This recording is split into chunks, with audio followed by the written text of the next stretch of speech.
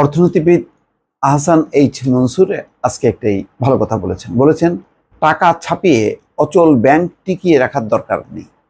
অর্থাৎ কিছু ব্যাংকে টিকায় রাখার জন্য বাংলাদেশ ব্যাংক টাকা সরবরাহ করছে হাজার হাজার কোটি টাকা, তারপরও তারা টিকতে পারছে না। তো সেই ব্যাংকগুলো টিকে থাকার কোনো দরকার নেই, এমনটাই মত আহসান মনসুর। কেননা এর ফলে অর্থনীতির উপর চাপ বাড়ছে। খবরটা হচ্ছে এমন, টাকা ছাপিয়ে অচল ব্যাংক টিকিয়ে রাখার দরকার নেই বলে মন্তব্য করেছেন অর্থনীতিবিদ আহসান এইচ মনসুর। তিনি বলেন, ইসলামী ধারার ব্যাংকগুলোকে রক্ষার নামে টাকা ছাপানো অব্যাহত রাখা হলেও মূল্যস্ফীতি বাড়বে।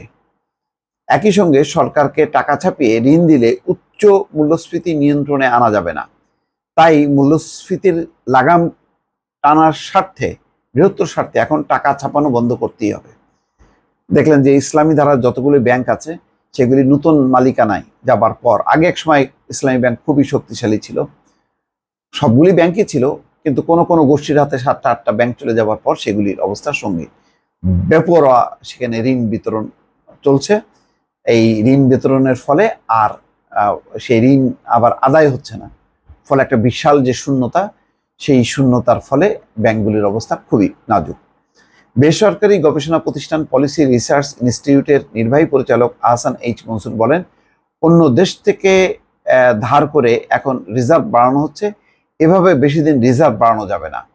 রপ্তানি আয়, প্রবাসী আয় ও অর্থ পাচার বন্ধের মতো টেকসই পদ্ধতি ব্যবহার করে রিজার্ভ বাড়াতে হবে। এখন প্রবাসী আয় যে প্রণোদনা দেওয়া হচ্ছে তা বন্ধ করে দিতে হবে, কারণ ডলারের দাম বাজার ভিত্তিক হয়ে গেছে। এসব প্রণোদনা খাচ্ছে দুবাইয়ের কিছু প্রতিষ্ঠান, যার সঙ্গে যুক্ত স্বার্থান্বেষী মহল। এটা খুব গুরুত্বপূর্ণ কথা যে এসব প্রণোদনা খাচ্ছে দুবাইয়ের কিছু প্রতিষ্ঠান, যার সঙ্গে কিছু স্বার্থান্বেষী মহল জড়িত। ইকোনমিক রিপোর্টার্স ফোরাম আয়োজিত বাংলাদেশে ব্যাংকিং খাতে দুরবস্থার কারণ শীর্ষক সেমিনারে প্রধান অতিথির বক্তব্যে এসব কথা বলেন আহসান এইচ মনসুর। শনিবার রাজধানীর ERF মিলনায়তনে এই সেমিনার অনুষ্ঠিত হয়। আহসান এইচ মনসুর বলছেন, নির্বাচনের আগে বলা হয়েছিল আর্থিক খাতে ব্যাপক সংস্কার আনা হবে, কিন্তু 6 মাস পার হয়ে গেলেও এখন তা কিছুই হয়নি। এটা খুবই হতাশাজনক। দেশের স্বার্থেই এখন ব্যাংক খাতের সংস্কার খুবই জরুরি।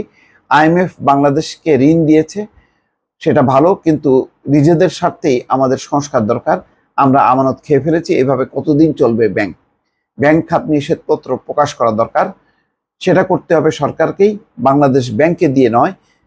ব্যাংক খাতে আজকে যে অবস্থা হলো তার কারণ খুঁজে বের করতে হবে। ইতিমধ্যে দেখেন, আমাদের বলি যে আমাদের অর্থনীতি পাকিস্তানের চেয়ে স্ট্রং, কিন্তু পাকিস্তানে কিন্তু IMF 7 বিলিয়ন মার্কিন ডলার অনুমোদন করেছে এবং তারা সেটাই দিচ্ছে। তাহলে আমাদের এই অবস্থা কেন? আমরা তো চীন থেকেও পেলাম না 5 বিলিয়ন ডলার। IMF তো ভেঙে ভেঙে কিছু দিচ্ছে, এটা দিয়ে তো সংকট বুঝবে না। আবার এই ব্যাংকগুলো, ইসলামী ধারার এই ব্যাংকগুলোকে টিকিয়ে রাখার নামে নোট ছাপাচ্ছে, যার প্রভাব পড়ছে, মূল্যস্ফীতি বাড়ছে, এবং বলা হচ্ছে এর সুযোগ আবার দুবাই ভিত্তিক কোনো কোনো সুযোগ সন্ধানীরা নিচ্ছে। তো সব মিলিয়ে আসলে এই দুরবস্থা না কাটলে পরিস্থিতি আসলে সঙ্গীন হবে, এটি বলার আর অপেক্ষা রাখে না। দর্শক ভালো থাকবেন, আল্লাহ হাফেজ।